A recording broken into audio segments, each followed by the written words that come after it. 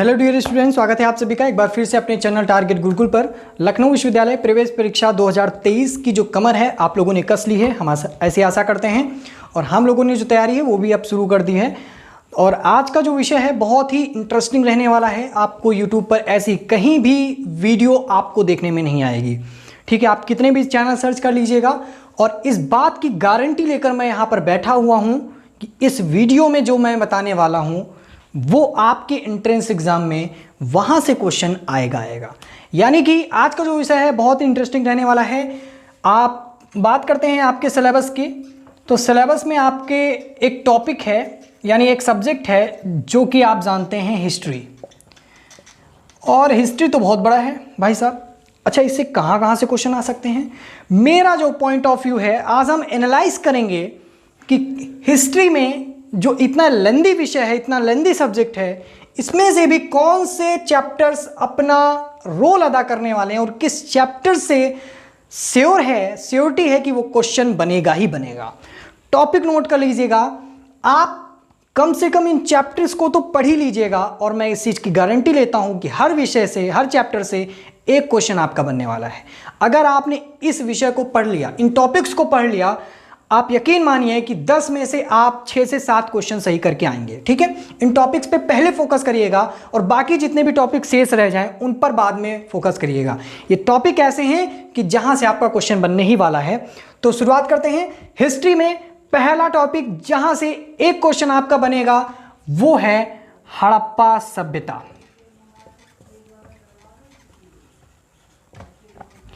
Indus civilisation आप लोग जानते हैं, जिसको हम इंग्लिश में नहीं लिखेंगे, बोल दिया है इंडस सिविलाइजेशन कॉपी पे लेकर बैठना। अब बात करते हैं कि हड़प्पा सभ्यता में से क्वेश्चन कहां से बनने के चांसेस ज्यादा हैं। हड़प्पा सभ्यता भी बड़ा है तो हम आपको थोड़ा सा हमने सोचा और शॉर्ट कर दें।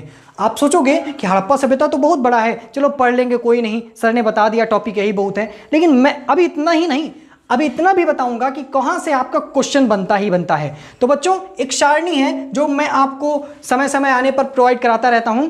दरअसल यहां से जो क्वेश्चन आपका बनेगा लखनऊ विश्वविद्यालय के लिए वो बनेगा कि आखिर आपको पता है ना कि हड़प्पा सभ्यता में खुदाई कहां से कैसे हुई। तो क्वेश्चन बन सकता है खुदाई पर आधारित। खुदाई पर आपने देखा होगा कि यानी कि खुदाई कब की गई, किसके संरक्षण में की गई या किसने करवाई, और उस खुदाई में कब मिला, कब क्या मिला, मतलब क्या मिला, ठीक है। तो खुदाई हड़प्पा सभ्यता में बस इतना याद रखो, खुदाई से रिलेटेड आपको मिलेगा एक सारणी मिलेगी, जिस सारणी में बताया जाएगा कि इस जगह की खुदाई कब हुई थी और इस जगह की खुदाई में कब मिला और किसके संरक्षण में हुई थी। एक और छोटा सा टॉपिक बन सकता है इसी में से, अगर आप चाहें तो उस पर भी अच्छे से कर लीजिएगा, वरना ये टॉपिक आपके बहुत इंपॉर्टेंट है, ठीक है। वो है कि जो खुदाई हुई और जिस शहर की खुदाई हुई वो शहर किस नदी के किनारे स्थित है। ये सारणी आपको प्रोवाइड करा दी जाएगी पीडीएफ के रूप में। यहां से आपका क्वेश्चन बनने वाला है। ये टॉपिक आप मिस नहीं कर सकते हैं कि यहां से एक 101% में श्योरिटी है, यहां पर इस चीज की गारंटी लेता हूं कि यहां से एक क्वेश्चन आपका बनेगा। पहला टॉपिक आई होप कि आप लोगों ने नोट कर लिया होगा, वो है हड़प्पा सभ्यता। और कहां से? हड़प्पा सभ्यता में कौन सा टॉपिक? खुदाई वाला, कि कब खुदाई किसने की, किस जगह की खुदाई की, किसके संरक्षण में की, खुदाई में क्या मिला। खुदाई में क्या मिला बहुत इंपॉर्टेंट है क्वेश्चन, मुझे लग रहा है कि यहीं से बनेगा मोस्ट इंपॉर्टेंट, कि खुदाई में क्या मिला, ठीक है। तो चलिए, आई होप कि देखिए कॉपी पे लेकर बैठिएगा तो नोट करते रहिएगा। पहला टॉपिक हड़प्पा सभ्यता, आई होप कि आप लोगों ने नोट डाउन कर लिया होगा। अब बढ़ते हैं अगला। ऋग्वैदिक काल पर क्वेश्चन आने के जो चांसेस हैं वो कहां तक हैं। जो ऋग्वैदिक काल है आप लोग नोट करिएगा, मैं बस इतना बोल रहा हूं कि ऋग्वैदिक जो काल है आपको क्या पढ़ना है ऋग्वैदिक काल में।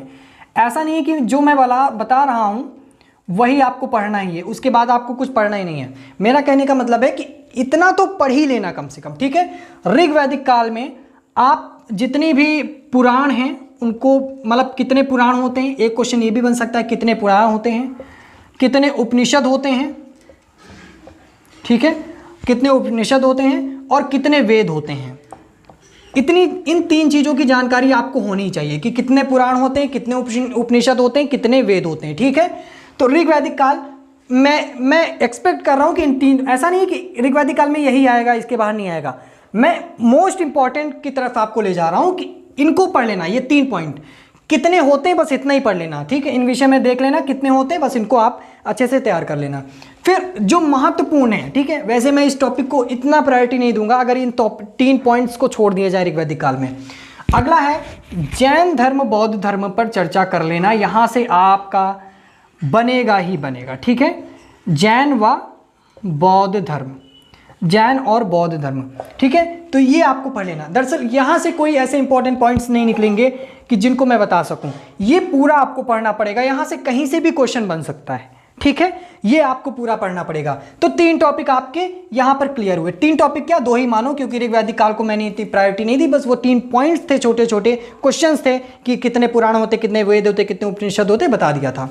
और जो तीसरा यानी महत्वपूर्ण टॉपिक आपका आने वाला है वो आ रहा है अशोक के विषय में। अशोक के विषय में आपको जानकारी रखनी है। क्वेश्चन यहां से आपका बनेगा, उठेगा क्वेश्चन कि अशोक के स्तंभों पर, अशोक के चैप्टर्स में से जो इनके स्तंभ हैं, कौन सा स्तंभ कहां है, ये आपको जानकारी होनी चाहिए, ठीक है, स्तंभ। तो यहां पर ये क्वेश्चन आपका मुझे लग रहा है कि आएगा, ठीक है। तो ये आपका तीसरा महत्वपूर्ण टॉपिक हुआ। अशोक के विषय में आपको जानकारी अच्छे से कर लेनी है। बढ़ते हैं आगे, देखते हैं अगला जो आपका बहुत ही महत्वपूर्ण टॉपिक रहने वाला है, वो है यहां पर 1 सेकेंड, 4 हो गए। इसके बाद पांचवा जो टॉपिक है, अगर एक वैदिक काल को मिला दे तो 4। 5वां जो टॉपिक है आप लोगों का, ये मिडिवल हिस्ट्री में आएगा, ठीक है, क्योंकि 4 मुझे लग रहे हैं कि यहां से क्वेश्चन तो आएंगे ही 4, ठीक है। ये 4 पॉइंट्स आप लोग अच्छे से तैयार कर लीजिएगा, विशेषकर हड़प्पा, जैन बौद्ध धर्म और ये, ठीक है। अब हम आते हैं मिडिवल। जब मिडिवल हिस्ट्री की बात करते हैं तो यहाँ पर कुछ महत्वपूर्ण ऐसे टॉपिक्स हैं जहाँ पर आपका क्वेश्चन बनेगा। जैसे कि आपका पहला जो है वो है अकबर। अकबर के विषय में आप लोग अच्छे से पढ़ लेना, ठीक है। और उसी में से आपका आएगा जहांगीर। अकबर जहांगीर को साथ में पढ़ लेना। अकबर के अकबरनामा के विषय में पढ़ लेना। अकबरनामा, इनकी अकबर की जो किताब थी उस पर, ठीक है, उस पर एक क्वेश्चन बनेगा। ये इतना हुआ। और एक पॉइंट छूट गया है, उसको देख लीजिएगा, ठीक है, अभी मैं बता रहा हूँ वो क्या है। तो पहले आप इतना देखिएगा और फिर ये तो हुआ आपका 1 पॉइंट, मान लो अकबर और जहांगीर के विषय में 1 पॉइंट, यानी कि टोटल कितने हुए, 5 पॉइंट, ठीक है। अकबर और जहांगीर के विषय में पढ़ लीजिएगा और अकबर की अकबरनामा के विषय में पढ़ लीजिएगा। ये क्वेश्चन इंपॉर्टेंट है, अकबर पे मुझे लग रहा है क्वेश्चन बनेगा, ठीक है। तो इतना आपका क्लियर हुआ। अब बात करते हैं आगे इसी मिडिवल हिस्ट्री में जो सबसे महत्वपूर्ण विषय आपका रहने वाला है, जहां से 101% श्योरिटी है कि आपका क्वेश्चन बनेगा, वो है विजयनगर साम्राज्य। विजयनगर साम्राज्य। यहां पे इस पे कोई ऐसा इंपॉर्टेंट पॉइंट नहीं है जो आपको लिए छोड़ दें। विजयनगर साम्राज्य पे अपनी कमर कस लीजिएगा। देखिए फिर से मैं ये चीज बता रहा हूं कि जितने टॉपिक्स मैं करा रहा हूं इसका मतलब ये नहीं है कि सिर्फ इतिहास में यही टॉपिक आएंगे। ये वो टॉपिक हैं जो मोस्ट एक्सपेक्टेड टॉपिक्स हैं, जो एंट्रेंस एग्जाम लखनऊ विश्वविद्यालय के लिए, बीए के लिए अपना पूरा रोल अदा करने वाले हैं, ठीक है। मैं इस चीज़ की गारंटी नहीं ले रहा हूं कि सिर्फ इन्हीं में से आएगा, मैं इस चीज़ की गारंटी ले रहा हूं कि इनके चांसेस ज़्यादा हैं, और इस चीज़ की भी गारंटी कि अगर आपने इतना पढ़ा तो आपके 6 नंबर कहीं नहीं गए, इनमें से आएगा, ठीक है। इस चीज़ की गारंटी, मतलब आप ही ना समझिएगा सर पढ़ा रहे बस उतना ही पढ़ने जाएं, और भी आपको पढ़ना है, लेकिन इनके मोस्ट एक्सपेक्टेड चांसेस हैं, इस वजह से मैं आपके लिए यहाँ लाया हूँ, ठीक है। विजयनगर साम्राज्य एक छोटा सा टॉपिक आपका रह गया था जो जिसे मुझे सबसे पहले बताना चाहिए था। पहला टॉपिक वो है इतिहासकारों के विषय में, वो है पहला पॉइंट, उसके लिए लिख लीजिएगा। ये मुझे सबसे पहले बताना चाहिए था, इतिहासकार, ठीक है, इतिहासकार। दरअसल क्या हुआ कि जब इतिहास बना, इतिहास की खोज कैसे हुई, कहीं ना कहीं से तो कोई दस्तावेज इकट्ठा किए गए होंगे, उनके विषय में पढ़ लेना, ठीक है। और इसी में हम एक टॉपिक जोड़े देते हैं, आप लोग जिसे मिस नहीं कर सकते हैं, इब्न बतूता के विषय में पढ़ लेना। इब्न बतूता आपने नाम सुना होगा, नहीं सुना है तो इब्न बतूता, ठीक है। तो इब्न बतूता के विषय में अच्छे से पढ़ लेना, और मार्को पोलो के विषय में पढ़ लेना, मार्को पोलो। और कुल मिला के मेरा कहने का मतलब है इब्न बतूता, मार्को पोलो, जितने भी यात्री रहे हैं, हुएन सांग के विषय में पढ़ लेना, ठीक है। हुएन सांग जितने भी यात्री रहे हैं उनके विषय में आप लोग अच्छे से पढ़ लेना, वहां से क्वेश्चन बनेगा। मुझे लगता है कि इब्न बतूता से बनेगा। ठीक है, ये पॉइंट्स हुए यहाँ तक फिलहाल। और अब हम आगे बात करते हैं, ये तो हमने इतना बता दिया। ठीक है, अब हम अगला मॉडर्न हिस्ट्री, जिसका रोल आपके एंट्रेंस एग्जाम में सबसे ज़्यादा रहने वाला रहता है और इस बार भी, और वेटेज सबसे ज़्यादा रहेगा, कहने का तात्पर्य है। ठीक है, कौन कौन से ऐसे टॉपिक जहां से आपके क्वेश्चन बनेंगे ही बनेंगे? तो सबसे पहला जो आप लोगों का विषय है, सॉरी टॉपिक है, वो है 1857 की क्रांति।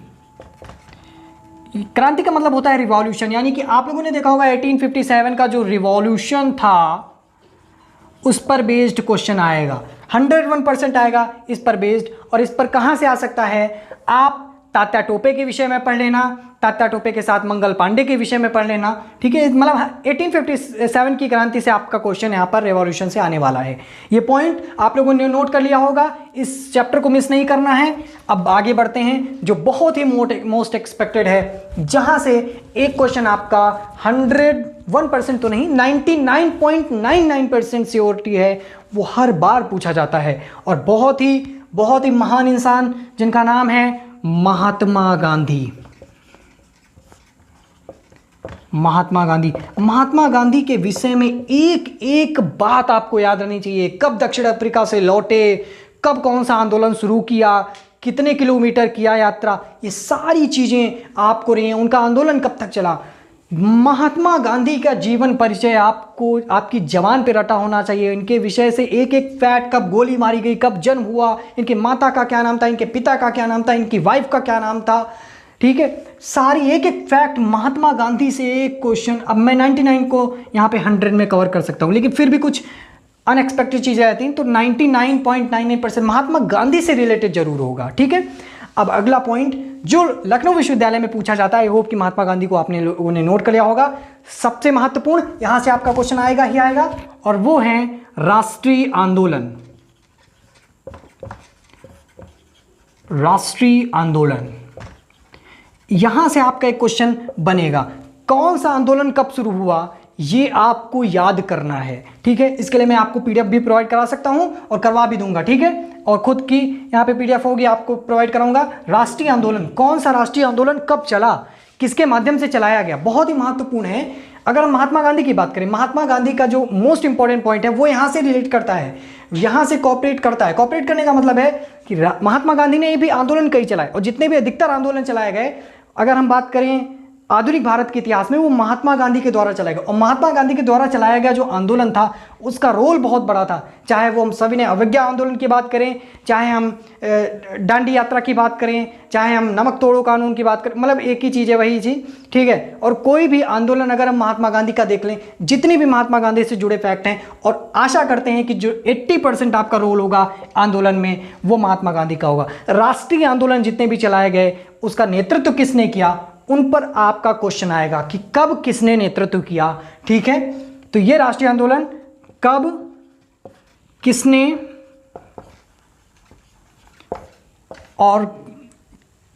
और क्यों किया। ठीक है, ये आपको पता होना चाहिए। राइटिंग बहुत गंदी है, छोटा बोर्ड है, जल्दी जल्दी लिख रहे हैं क्योंकि टॉपिक आपको और बता दें।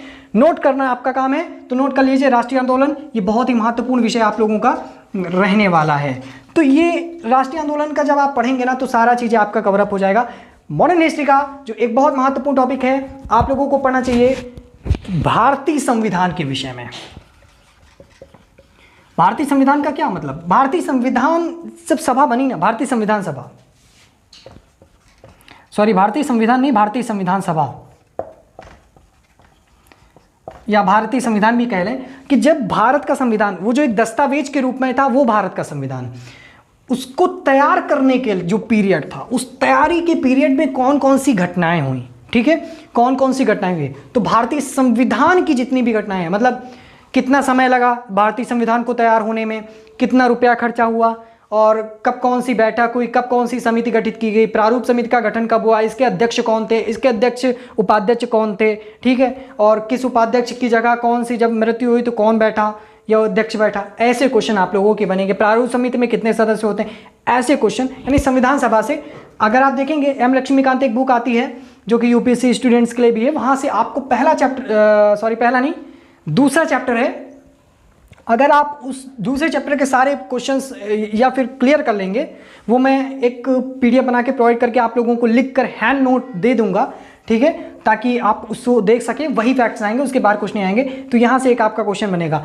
और अगला पॉइंट जो मैं बताना चाह रहा था वो शायद मेरे दिमाग से अभी निकल रहा, हाँ याद आ गया, संविधान सभा भारतीय सभा को नोट कर लिया है कि ये जो जितनी भी घटनाएं हुई हैं ना, घटनाओं पर आपको जानकारी होनी चाहिए। घटनाएं आपसे पूछी जाएंगी।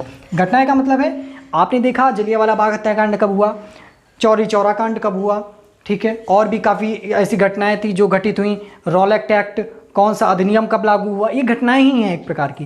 तो इस पर आपको जानकारी होनी चाहिए। ये कुछ थे हिस्ट्री के टॉपिक्स। मैं फिर आपको ये एकदम क्रिस्टल क्लियर कर दूं कि जितना भी मैंने बताया है बच्चों, इसको इस वे से मत लेना कि सिर्फ इतना ही बताया है और इतना ही हम पढ़ के जाएंगे। हमारा कहने का मतलब है ये मोस्ट एक्सपेक्टेड टॉपिक्स हैं, इनमें से क्वेश्चन आपका पूछा जाएगा, इनको पढ़ लेना, ठीक है। अब ऐसा नहीं कि इसी के सहारे चले गए, एग्जाम देके इतना पढ़ लिया बस हो गया, तो उस चीज़ की गारंटी नहीं, वो चीज़ गलत है फिर, ठीक है। मेरा कहने का मतलब है पहले आप इनको कवर अप करो, क्योंकि यहाँ से आशाएं, यहाँ से संभावनाएं ज़्यादा हैं क्वेश्चन आने की। और भी देखो, ये तो हिस्ट्री का हुआ केवल, ठीक है। मेरे पास हर विषय का थोड़ा सा इस मोस्ट एक्सपेक्टेड क्वेश्चंस हैं, और आप खुद ही कमेंट करके बता दीजिएगा कि आपने ऐसे विषयों को क्लियर किया। क्या महात्मा गांधी का टॉपिक किसी ने चर्चा की इस पर कि यहीं से क्वेश्चन आएगा? मैं इस चीज़ की गारंटी देता हूं कि महात्मा गांधी पर क्वेश्चन आएगा, आप देख लीजिएगा। इसके बाद कुछ महत्वपूर्ण ऐसे क्वेश्चंस भी रख दूंगा, आप लोग देखिएगा कि उस क्वेश्चन, अगर 10 क्वेश्चन रखे तो उसमें से 3 क्वेश्चन फंसेंगे। ऐसे करके मैं वीडियोज और बनाऊंगा। ये तो हिस्ट्री का हुआ। कमेंट करके बताइए क्या सिविक्स पर आप ऐसी वीडियो चाहते हैं, और अगर चाहते हैं तो कमेंट करिए। अगर आपके कमेंट हुए पर्याप्त तो इस पर वीडियो लाएंगे। कि आप चाहते हैं कि मोस्ट एक्सपेक्टेड टॉपिक्स की जो सिविक्स पर वीडियो बने, कमेंट करके जरूर बताइएगा। हम लाएंगे सिलेबस का जो अगला पार्ट है वो सिविक्स का, सिविक्स से वीडियो। हमारे साथ जुड़ने के लिए आप सभी का फिलहाल बहुत बहुत धन्यवाद। चैनल पे नए हैं तो चैनल को सब्सक्राइब कर लें, बेल आइकन को प्रेस कर लीजिए, वीडियो को ज़्यादा से ज़्यादा अपने फ्रेंड सर्कल तक शेयर कर लीजिए। हमारे साथ जुड़ने के लिए आप सभी का बहुत बहुत धन्यवाद। मिलते हैं आपकी अगली डिमांडिंग वीडियो पर, जो आप कमेंट सेक्शन में कमेंट करके बताएंगे कि सिविक्स पे ऐसे ही मोस्ट एक्सपेक्टेड टॉपिक्स पर वीडियो चाहते हैं, तो जल्दी से कमेंट करके बताएं। हमारे साथ जुड़ने के लिए आप सभी का बहुत बहुत धन्यवाद।